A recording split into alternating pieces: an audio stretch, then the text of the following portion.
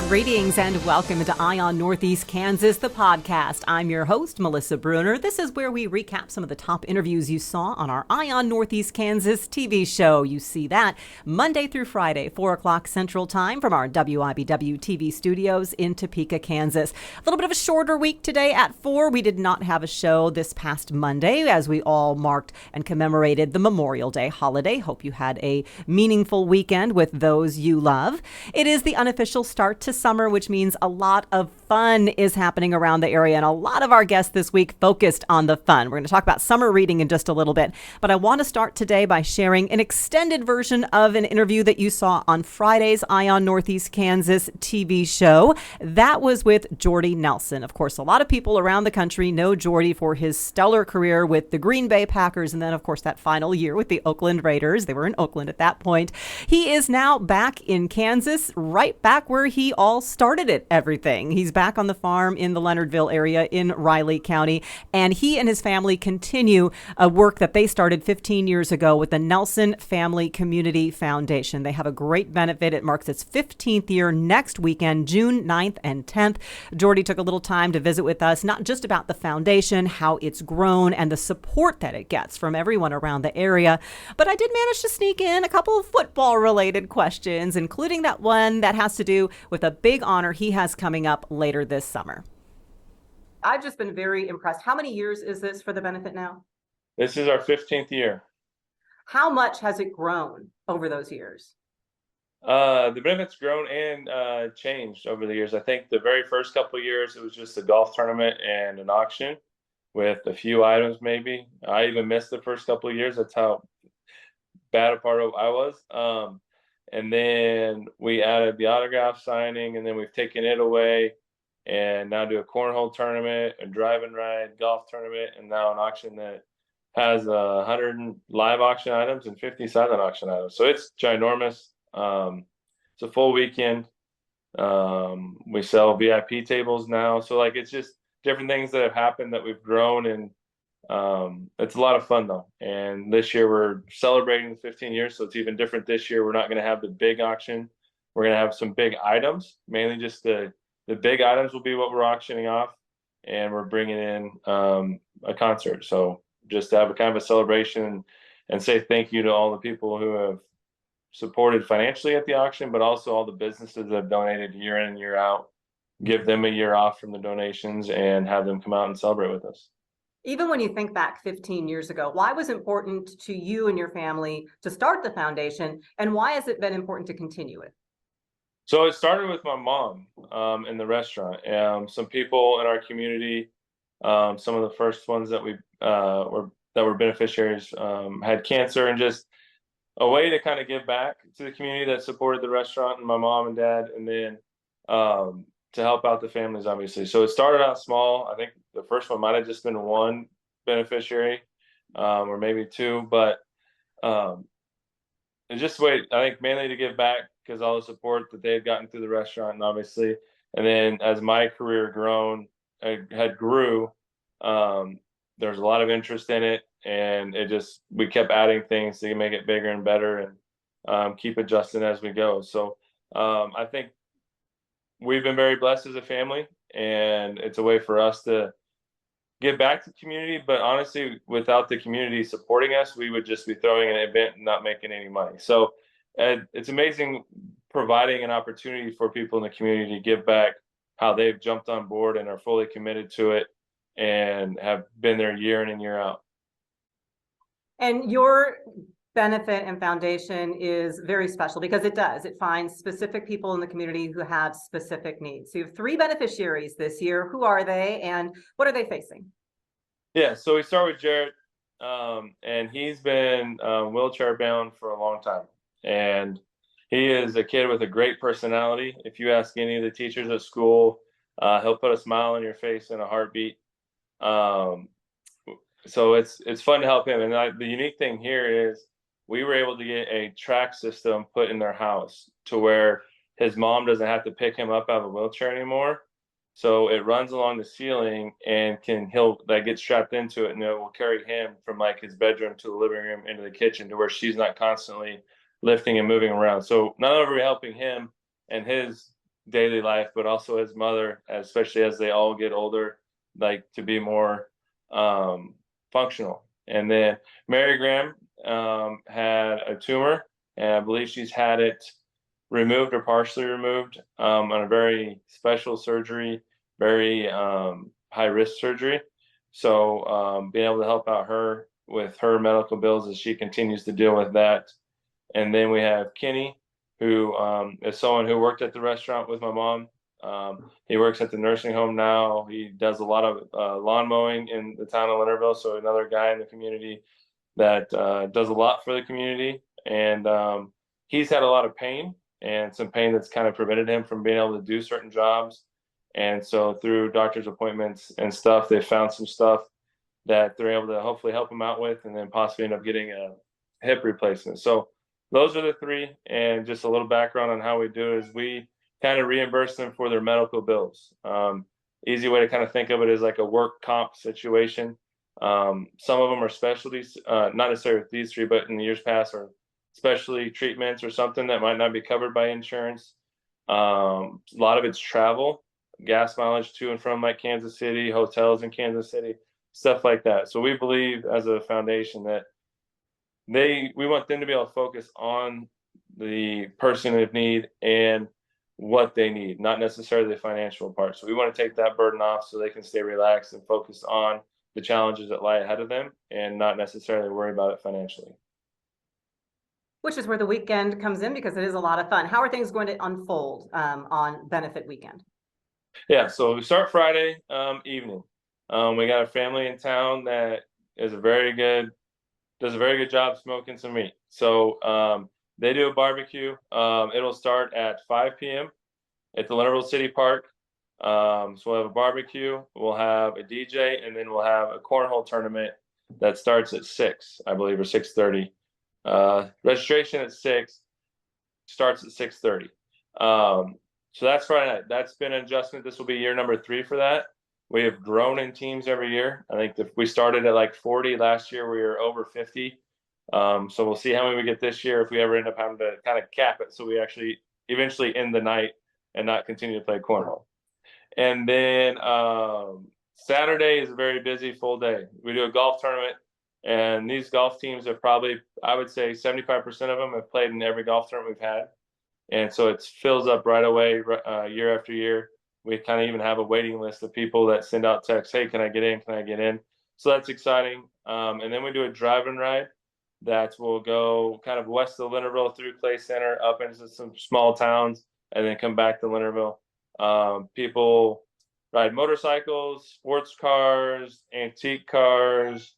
Some people load up in a van, whatever it is. They drive around the communities, stop at each place, get a card, play a poker hand, and then end up back in Leonardville. And then Saturday night, we were going to have like 20 to 30 auction items. K-State's very helpful in those. There'll be tickets to football games, basketball games, some Coach Tang autograph stuff, Coach Kleiman autograph stuff, probably, maybe some players stuff. We're still gathering that. And then we got some trips to Napa that are up for auction that have been big hits. And then we have Brandon Lay coming in. He's a Nashville country music artist who is coming in for a concert. So he'll play. We'll probably start with the auction, I believe, at like 6, and we'll go for about 20, 30 minutes of that. Then he'll come on and play for an hour, and then we'll go back to some auction items while he takes a little bit of a break, and then we'll come back on and play. And then while you're enjoying the music and the auction, we have probably 4 food trucks and some kettle corn, some fresh lemonade. 4-H is doing hot dogs and brats. We got a Jamaican truck coming in, Mr. K's food truck, and Pop and Squeeze, which is the lemonade and popcorn. So it's a good time. So we encourage people to come out, especially if you've helped out the benefit before. Please come celebrate with us. We want to say thank you for all your support, and a way for us to kind of give back to those that have continued to given to us. Will there be pies up for auction this year? There will be pies. We do. That's very important. Item only, and pies are definitely a premium item. So we don't know exactly which ones. I guarantee a strawberry. I would guarantee a banana cream, probably a Snickers, but those will be the premium items that Grandma and my sister Kelsey will be making for sure. By the way, congrats to Kelsey and you, assistant coach, for the success of the girls basketball team over the past year at Riley County. I've asked you before, Jordy, about, with everything that happened, what do you get the most pride out of? What this foundation has done, or the fact that you have a Super Bowl ring? And it's the foundation, but yet you are going to be honored for your football achievements. You have a pretty nice trip coming up in August. What does that mean to you, being inducted into the Packers Hall of Fame? It's surreal. It's time to sit back and reflect on the career in Green Bay, the unbelievable opportunity that we had to go play for an organization like that and to win a Super Bowl there and kind of etch our names as a team into the history of Green Bay. It'll be a fun week to enjoy it all. As you're playing, you always sit back and kind of deflect questions of like, what's this mean? What's that mean? You're like, nope, still playing. Not worried about any records or anything. You're just playing, you're playing. And then, so now that I've been done, it's been fun to reflect on all of it through all of my career, all the different places I've been. But then to go back up there and enjoy it with some friends and family, teammates, some fans, and will be kind of a closure on the whole career, which will be fun and exciting. So it's a lot of work to get there and get it all accomplished, but it'll be a fun week for sure. What has sports given to you, and how does that maybe craft a message that you try to pass on to young athletes? Sports has given me a lot. Obviously, a career would be the easy one, but I would go all the way back to youth sports and the ability to deal with so much. If it's deal with other people, how to be a team and a good teammate, and handling different personalities and teammates. The ability to work. I give that credit to sports and farming. I think it sets you up for success. It's not always going to be a great day. I mean, we're having practice right now with our high school girls, and one thing we keep stressing to them: you're going to come in here and work. We don't care how good or bad you are. You're going to work, and you're going to get better, and you have to be able to accept that. And then just dealing with success and failure. I think it's not always going to be sunshine and roses. And when you play sports, you get injured, you lose, you get beat up, you lose by a lot, you win by a lot, you have the highs and the lows, and you got to figure out how to deal with that. So I encourage kids around here all the time to play as many sports, play all the sports, be a part of it. There's nothing better than a team, because eventually you'll be on a team. You guys at the news channel are a team. And everyone has their roles, and you have to figure out your role and what you do and what you're going to provide. And it all starts for us is athletics, and it's being a part of different things, being coached, being told what to do and how to go do it. And it's amazing how many kids can't do it, even a simple instruction. And you have to learn how to do that, because eventually you'll have a boss telling you how things are supposed to be done and the expectations to do it correctly. It's always good to catch up with Jordy, get some of his perspective from really all levels of athletics, and also just to recognize the good that he and his family have done and continue to do for their community. They are a great benefit to the Riley County community. Jordy also has started hosting a charity softball event that happens around the K-State Stadium coming up in the fall. But the Nelson Family Community Foundation benefit is June 9th and 10th, right in the heart of Leonardville. Check out their Facebook page for all of the specific details if you missed some of that. And again, Jordy Nelson's Hall of Fame, Green Bay Packer Hall of Fame induction coming up in August. Now on to some of the fun that you and your family and the kids can enjoy around the Topeka area later on this summer. We had a couple guests on this week that both have to do with keeping children's brains active during the summer months. Now, they each have some specifics that are going on in their organizations throughout the summer to bring in families and provide some of those enrichment activities. Let's start with the Topeka and Shawnee County Public Library. And I tell you, if you can just bottle Ginger and Zan's enthusiasm, we would all be better off. Take a listen to what the library has planned. Welcome, ladies. Thank you. And you're hoping for the rain, because you said at your place you didn't get the rain that a lot of us got. I would like to see some more rain, but that's okay. Just a small request for Jeremy. Just no big deal. But it is summer. Yes. The library has air conditioning, so it's a perfect place to hang out. Ginger, what do you have to encourage reading among kids? We've got the Summer Reading Challenge, and it's not just for kids. It's for everybody, all ages.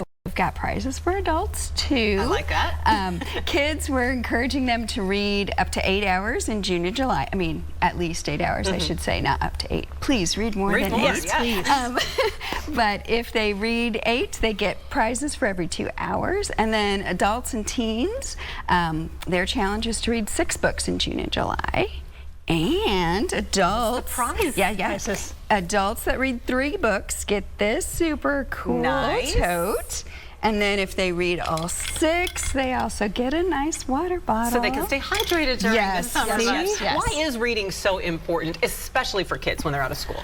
Well, we want their brains to stay active, and reading uses imagination, increases vocabulary. It's just a great way to stay active but still be fun. You know, use your brain but still have fun. And prevent that brain drain from when they head back to school. In addition to the reading challenge, you have daily activities. What sorts of things can kids enjoy? So we have something fun every day at the library.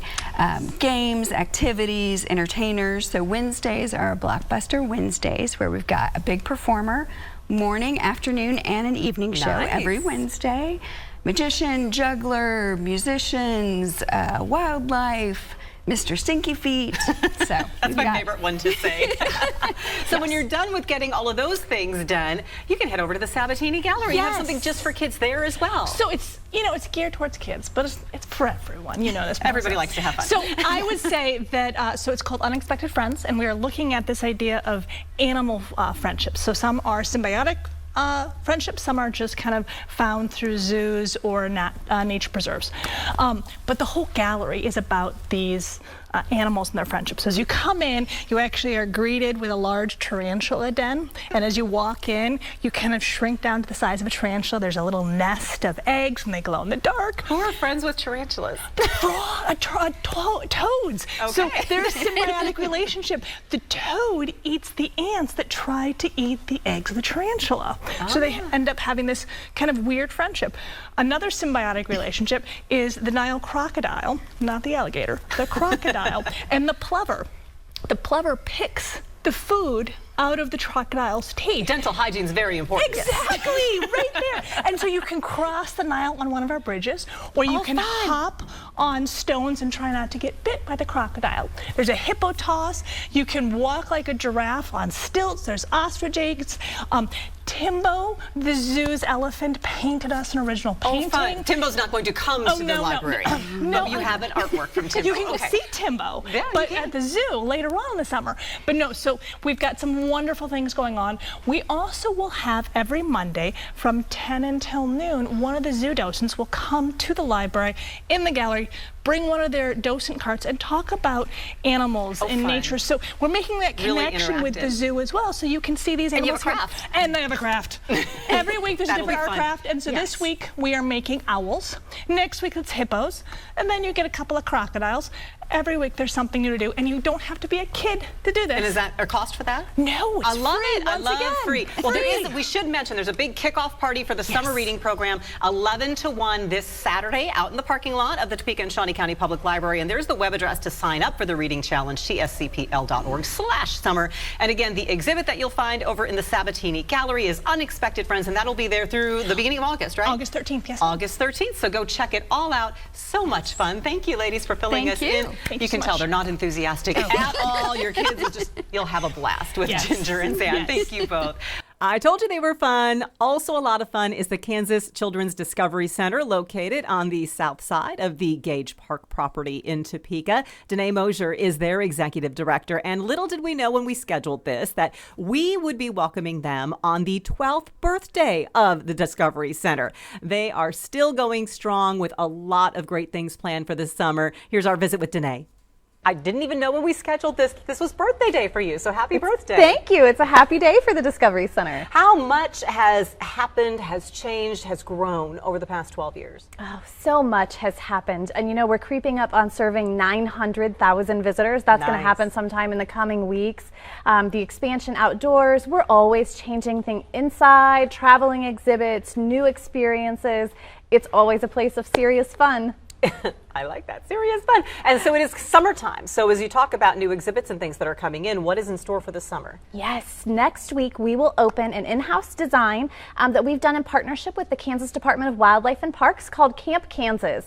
And so our exhibit space has been transformed into a step into the great outdoors. You'll be able to look at different destinations around the state, Little Badlands, Jerusalem, State Park. There will be camping experiences. There'll be a tent, a pretend campfire. Kids will be able to fish. They'll learn about wildlife biology. They'll learn about native Kansas birds, native Kansas fish, tall grasses, all things that will inspire visits through the great outdoors in the state. When you say a camping experience, like are people actually going to be able to go and camp there, or is it just like the pretend and learn what it's going to be like if you and your family wanted to go? Yes, well, we have an authentic Boy Scout tent, so we have a nice big canvas tent in there, and we have all kinds of wonderful props that let kids test that out and experience it. And we know that that's how kids learn and get inspired to do other things, is to try their skills at that, figure it out. So they'll have a chance to get inside of a real tent indoors, a little bit away from the bugs, though there'll be some little bug sounds. And how long will that exhibit run? That will run through the end of August, the 26th. So it's June 9th till August 26th. All summer to get out there. And you do have the outdoor area, though. So what can people all do outside if folks haven't been there since you added that in? And I know it's grown over the years, too. It has. We have 4.5 acres outside. We have a giant pirate ship in the woods. We have a pond and a stream so kids can build boats and float them down and test that out. We have bubbles. Today we've had bubbles all day, every day. We'll have programming throughout the summer that they can see on our website to find the things that are really a fit for their families. Because bubbles are always fun. Oh, yes. And the really cool thing is you all are part of a program that the state has going on again this summer. Tell us about that. Yes, it's called Sunflower Summer, and it's a program that's brought to us by the Kansas State Department of Education. And more than 100 attractions around the state of Kansas. Any school-aged child can go for free with their family. And so that's an app called Sunflower Summer. Families sign up, and the Discovery Center is included as one of those more than 100 sites that families can visit throughout the state this summer. I think it's kind of fun that you have an outdoor exhibit indoors, and the library folks are here. They have a bug and animal related exhibit as well. Do you all like get together? How do you work together with the other organizations? Because at the end of the day, it's all about the kids. Absolutely. You know, the library is one of our very best partners, and any family that lives in Shawnee County can actually check out a pass from the library to come to the Discovery Center free of charge. But we talk a lot about those and those shared themes, kind of like we had Dino Days last year. There's a lot of things that we're all working together to see how we can best serve families. How important is the activities like this, the keeping minds active during the summer? Oh, it's so important. You know, there is summer slide, and so we don't want kids to just be sitting in front of a screen all summer long. So if we can keep them excited and engaged, and they don't even realize they're doing math, they're learning about engineering, they're just having a great time. Absolutely. The Kansas Children's Discovery Center, by the way, is off of 10th and Gage. It is on the Gage Park property, I don't want to be directly challenged, just south of the zoo. Go in and you'll see the Kansas Children's Discovery Center. They're a big summer of fun planned. And again, download that app because it's not just the Discovery Center. Here, the Flint Hills Discovery Center, all sorts of places all across the state for free if you get that app this summer. It's just a great program that they started. Tonight, thank you so much. Glad you're a part of it. And thank you. Happy birthday to the Kansas Children's Discovery Center. Thank you. Whether you want to have fun indoors or outdoors, the Kansas Children's Discovery Center is the place to visit this summer. And yes, remember that free app, that app that gets you all those free attractions across the state. Such a great deal for families. Before we go, we also want to again look ahead to Fiesta Topeka. The 90th anniversary Fiesta is taking place this summer in Topeka's Oakland neighborhood. It is a benefit for Holy Family School. The Our Lady of Guadalupe and Sacred Heart parishes joined together for this event. The royalty competition is back this year, and we are meeting the royalty candidates. 2 young ladies taking part in the fundraising competition. One of them, Lourie Rodriguez, joined us this week. 2 young ladies are vying for the Queen title this year, Monse Cortez and Lourie Rodriguez. And Lourie is here with us today, along with the royalty chair, Rosa Cavazos. Welcome, ladies. Appreciate you being here. Thank you. So, Lourie, tell us a bit about yourself. Where do you go to school? What year are you going to be? So I currently go to Topeka High. I'm going to be a senior, and I'm just looking for lots of things to keep you busy. What is your connection to Our Lady of Guadalupe and the school? So I've always grown up at Our Lady of Guadalupe, and growing up Catholic, God came first. And so it's kind of been a family tradition to run for Fiesta. A family tradition? How many others in your family have been part of this royalty competition? So what I can remember, my mom ran in 97 for Fiesta Queen, and she got Fiesta Queen. 2018, my brother won Fiesta King, and then 2019, my my cousin was Fiesta King too. Fiesta King. So is he like the Fiesta King that had the longest term ever? Yeah. Because of the yes. Yeah. So how easy or difficult was it to recruit everybody to your team to say, hey, you know what, I want to keep this family tradition going? It's been challenging, yeah. But it's not our first rodeo. It's pretty. How much work is it? It's not the work, it's the dedication and just being positive and showing others and being a role model for the next generation. Absolutely, because it is work. The whole point of this, Rosa, of the competition for royalty is what, for those who aren't familiar with the background here? So it's to raise the most money for Holy Family School. And so yes, it is a lot of work that the girls have to put into it and their families. But yes, we want to raise as much money as we can to help support the children at Holy Family. How important is the royalty competition to the overall total funds that are brought in? It is a huge part. The girls they work so hard for many weeks leading up to Fiesta, and in between their weeks of selling food at the church, there is so much money that we are hoping that they raise because it is a big part of the budget. And so without their help and their dedication, we just wouldn't be able to have those scholarships for those children at Holy Family. Is the competition mainly now confined to those food sales at the church, or do you do some other creative things as well? Mainly the. Yeah,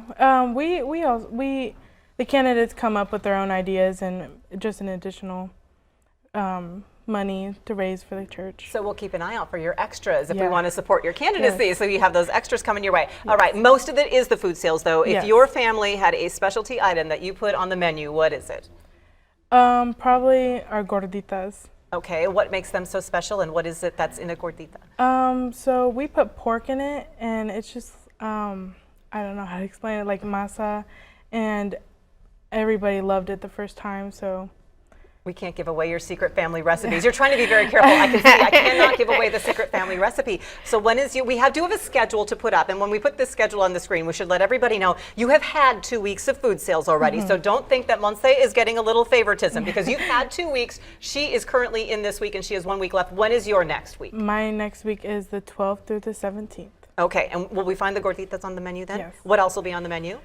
Tacos, tamales, tostadas, burritos, enchiladas, rice and beans. Okay, my mouth is watering. Thank you so very much. And everything has a variety of price points. Where are the food sales held?